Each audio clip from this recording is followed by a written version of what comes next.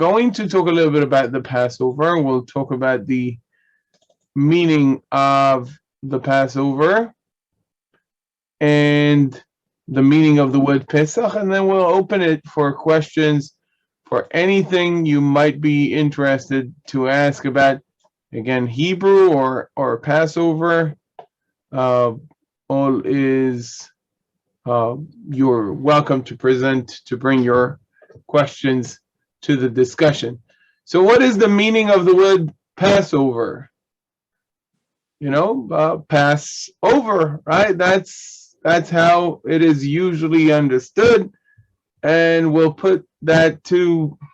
scrutinize that, and we'll see if it is indeed the meaning of the word Pesach.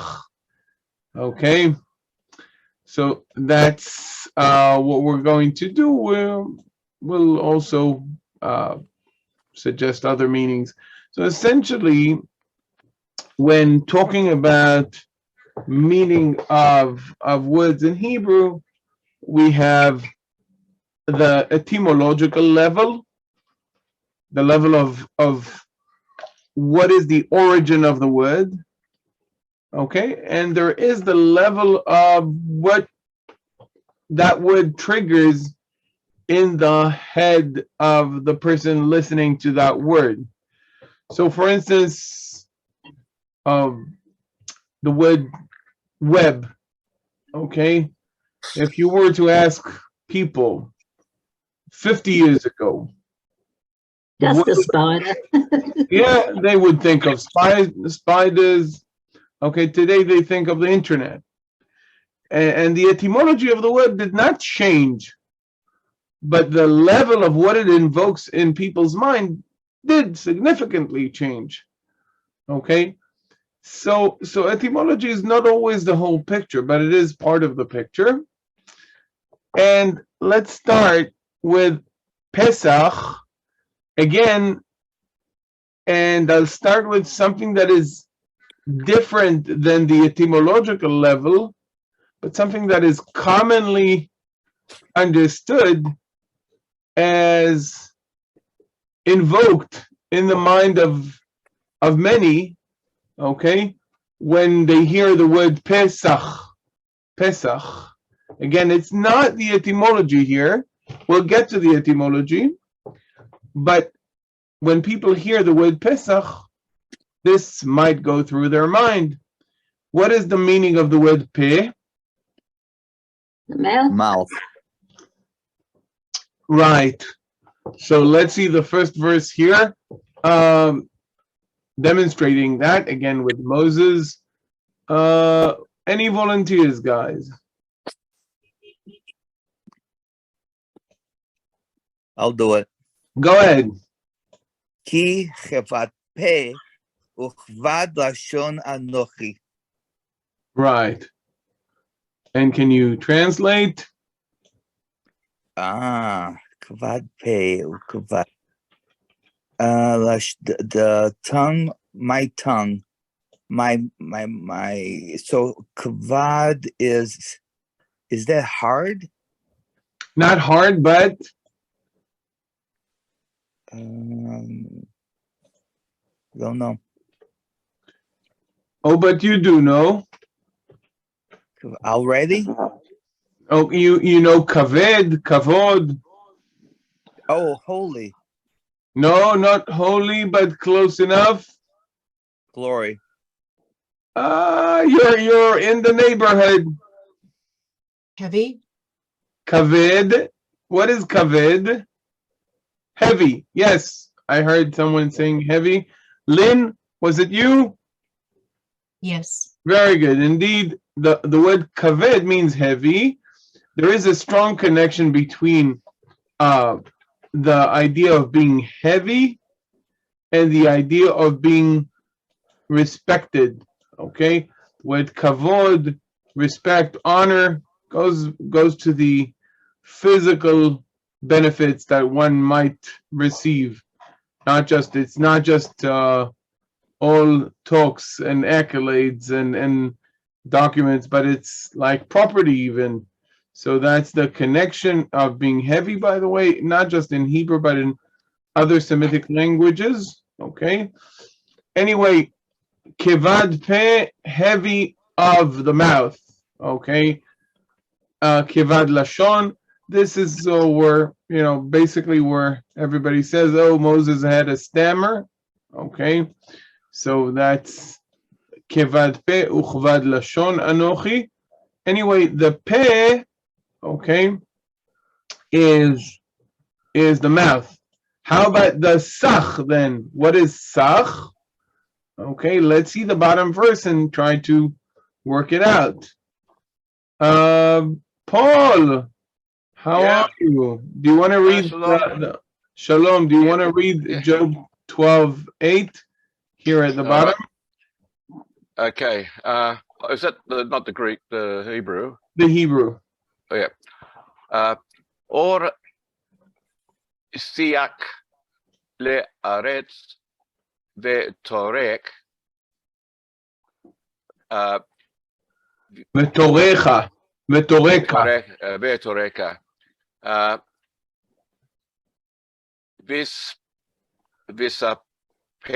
Visaperu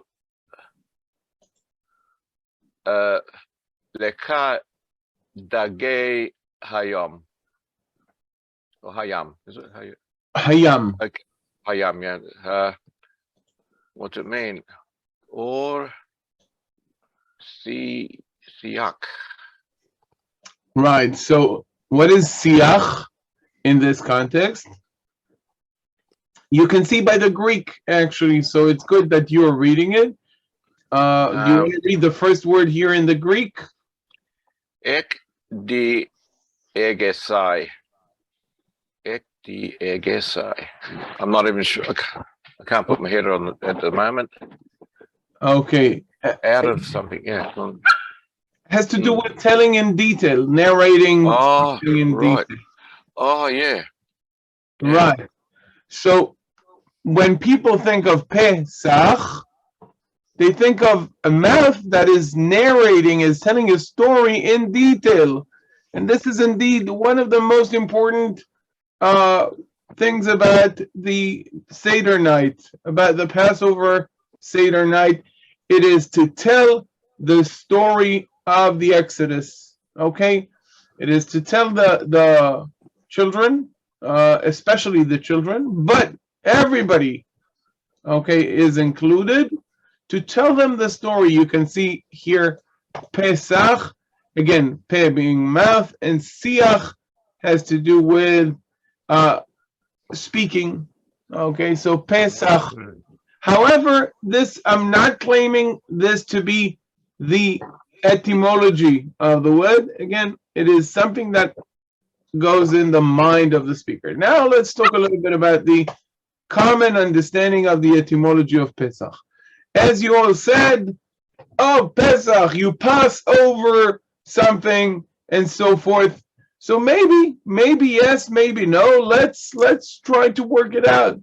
Where does this Pesach comes from? Gary, would you like to read this? 1 Kings 18:21.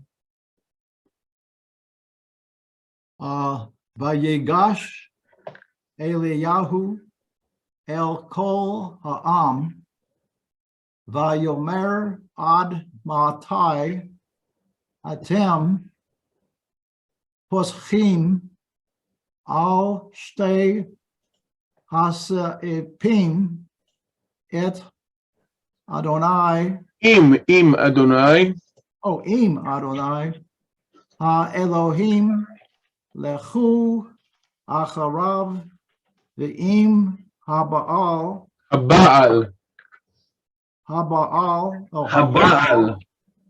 Lechu Acharav Ve'lo Anu Ha'am Oto Davar.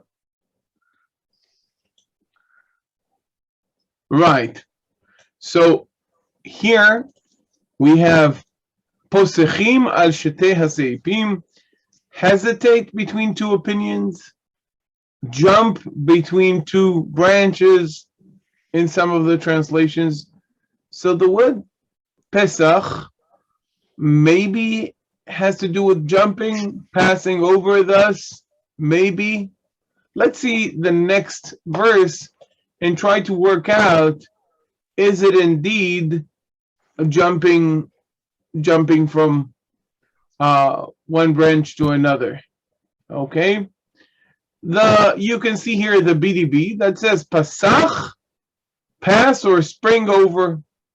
So seemingly the BDB is backing the claim of passing over, even quoting, by the way, the Exodus and saying Ufasachti, passing over, I will be springing over, or something like that. I'm not sure that this is correct, and you'll have to judge for yourself once we make the comparison, even suggesting that jumping over Jerusalem in Isaiah 31:5. We'll talk about that. We'll see that verse.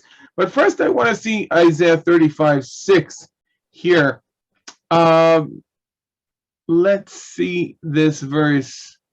Beautiful verse. John, such a poetic verse. Let's. Do you want to read it? Yes. Go ahead. As yedaleg. Sorry, I just walked the stairs.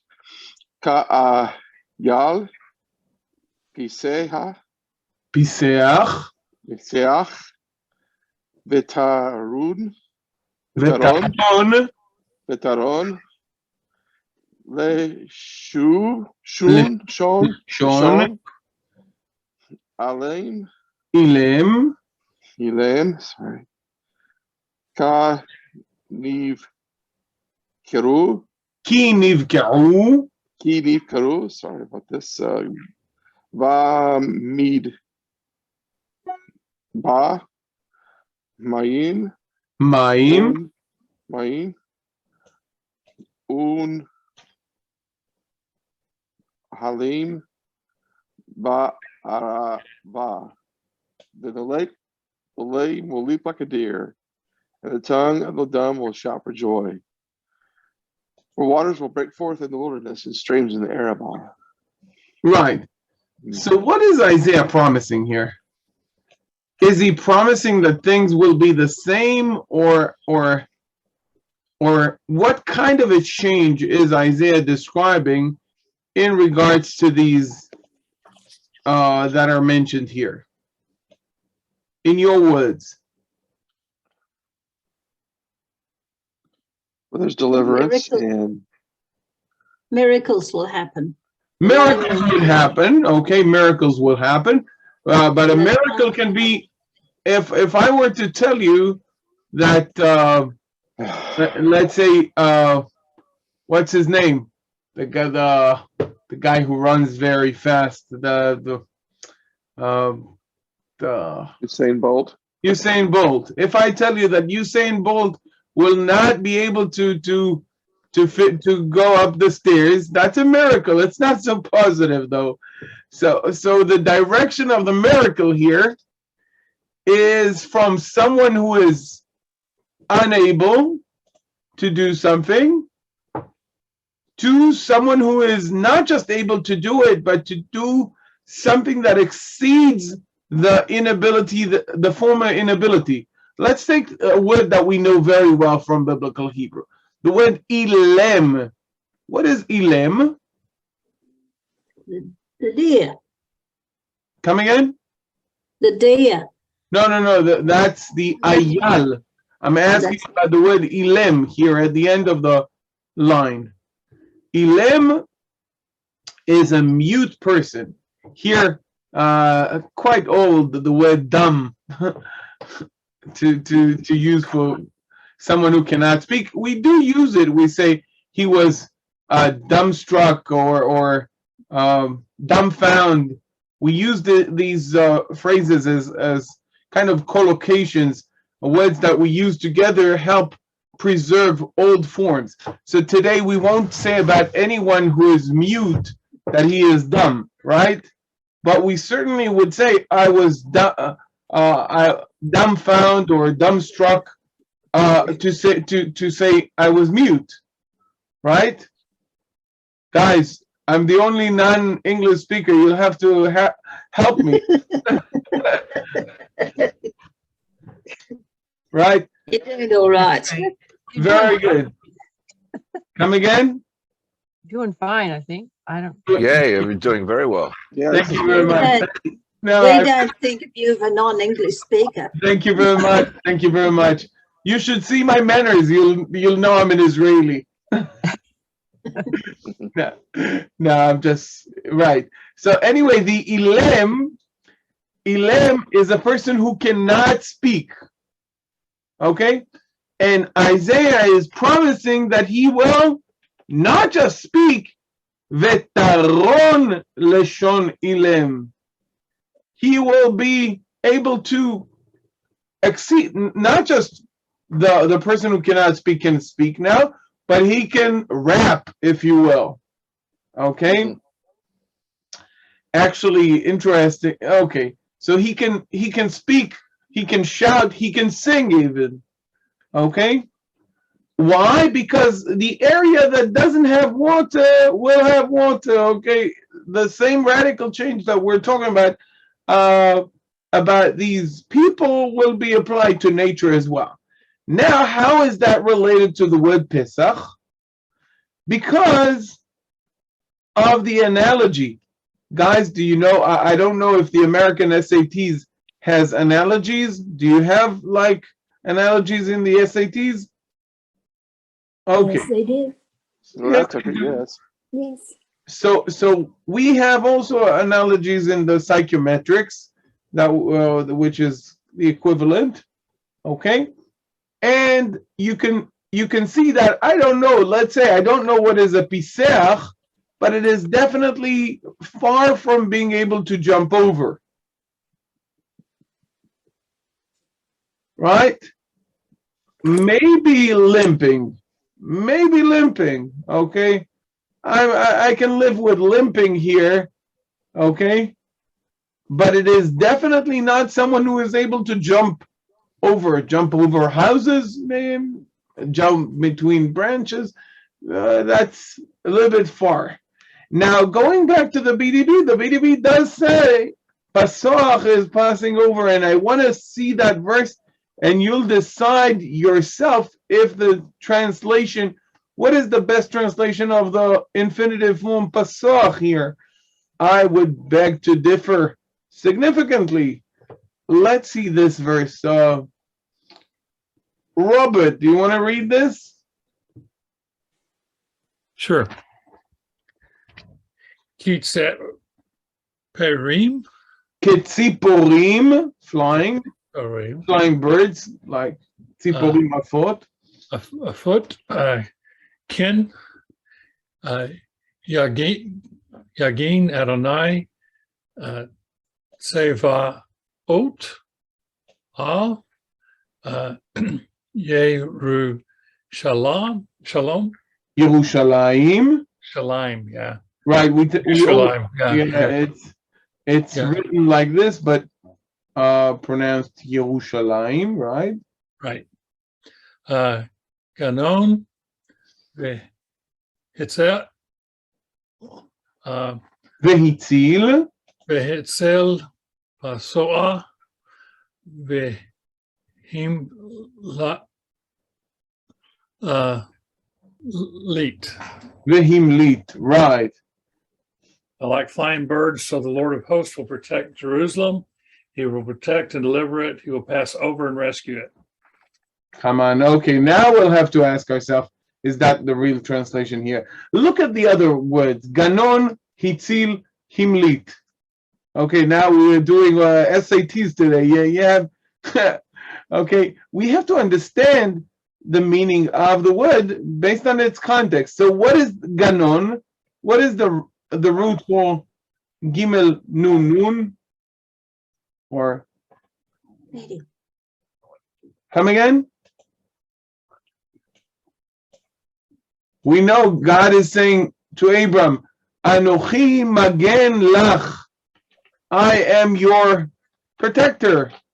Okay, I am your shield. by the end. Anochi magen lach, right? This magen, this protection, something that we see, as we know this, we know this root very well. It has to do with protecting. What about the next root? Nun tzadin lamed.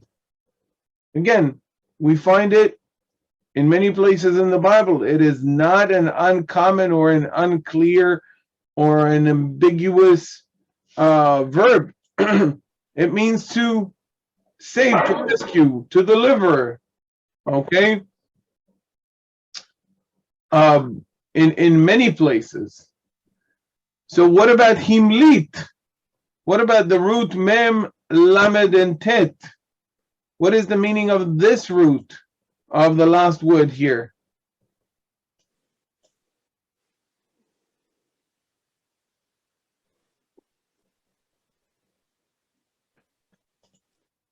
Rescue?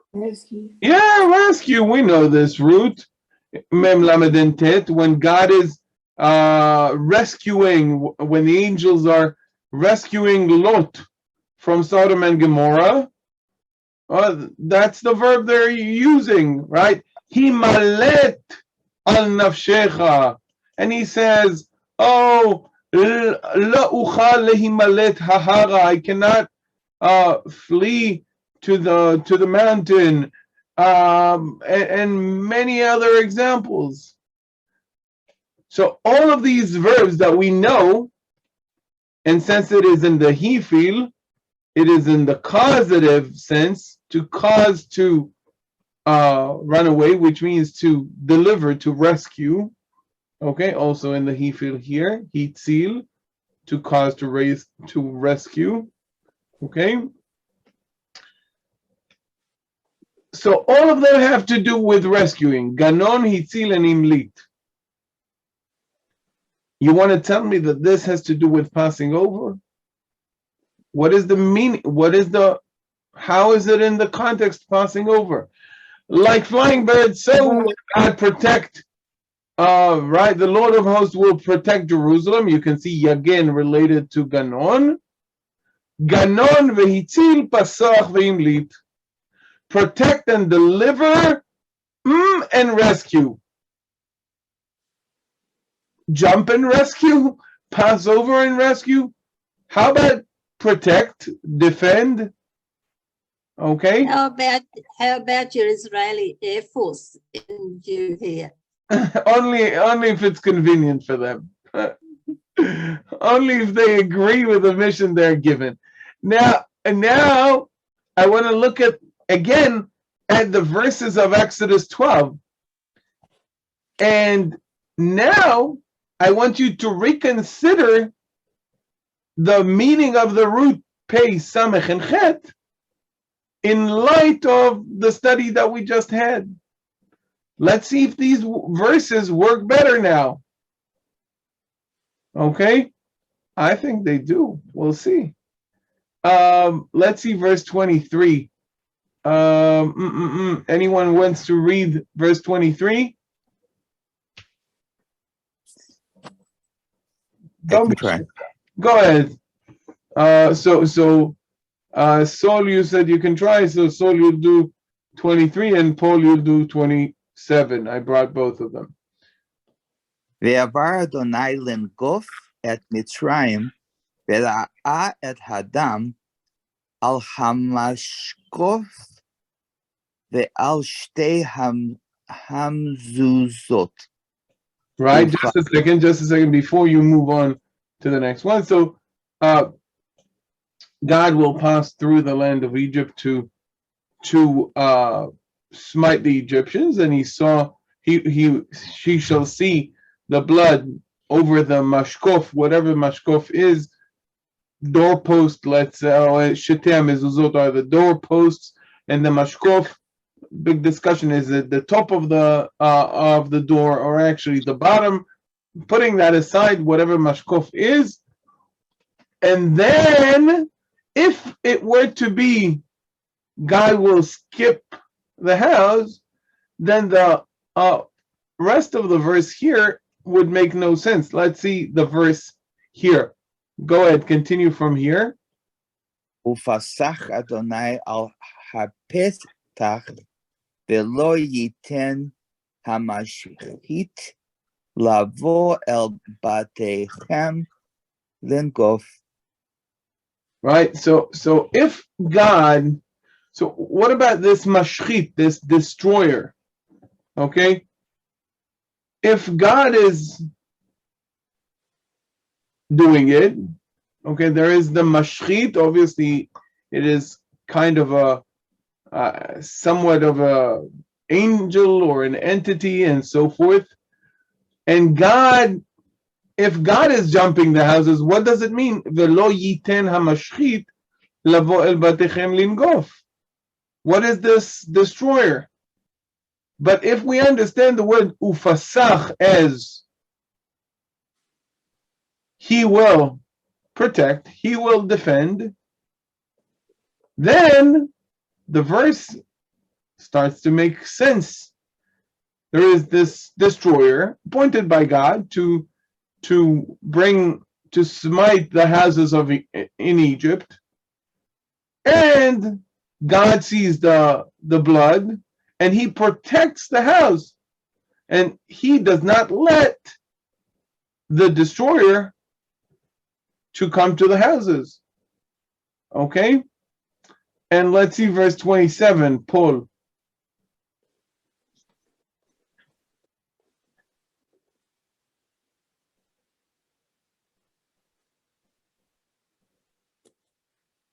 Paul? Sorry. Yeah. ואמרתם, זבק פסח הוא לאדוני אשר פסח אל ביתי בני ישראל במצרים.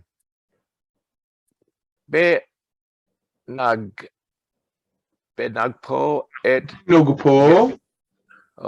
I say. Kamatz. Okay. Kamatz katan. בנוגפו את מצרים ואת בתינו הציל ויקוד העם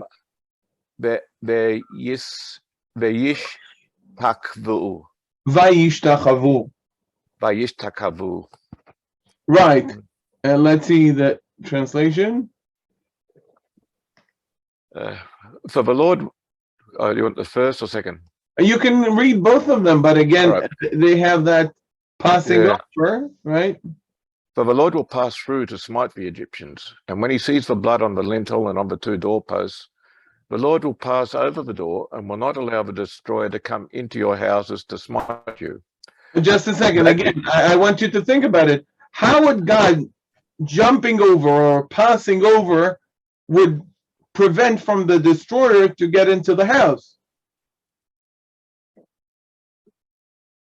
Okay, if indeed that is what is mean, it doesn't make sense so much. Okay, let's see the next one. That you shall say, it is a Passover sacrifice to the Lord who passed over the houses of the sons of Israel in Egypt, and when he smote the Egyptians, but spared our homes. And the people bowed low and worshipped. Right. So again, going back to these, the meaning of Pasach al Batei V'nei Yisrael should be corresponding to Ve'et Batenu Hitzil. The verb Hitzil, which we know he rescued, is equivalent to Pasach here. This is what it does with the houses of the Hebrews, of the Israelites. Okay? And so the meaning of the word Pesach should be better understood, even though the lexicon says to pass over, and everybody around you say Passover, and that is how it is understood by most. It doesn't mean that the etymology is indeed to pass over. So if you ask your rabbi in the synagogue, what is the meaning of Pesach? He is probably going to say Passover, and maybe he will also mention speaking like a talking mouth, not as the original meaning, but rather as a kind of a way to remember the essence of talking about the Exodus. But the fact of the matter is that, in my opinion, the best understanding of the word Pesach is protection, defense. So we're celebrating the protection of God over the houses of the Israelites during the smiting of the Egyptians. You'll have something interesting to say in the Seder night, that's for sure.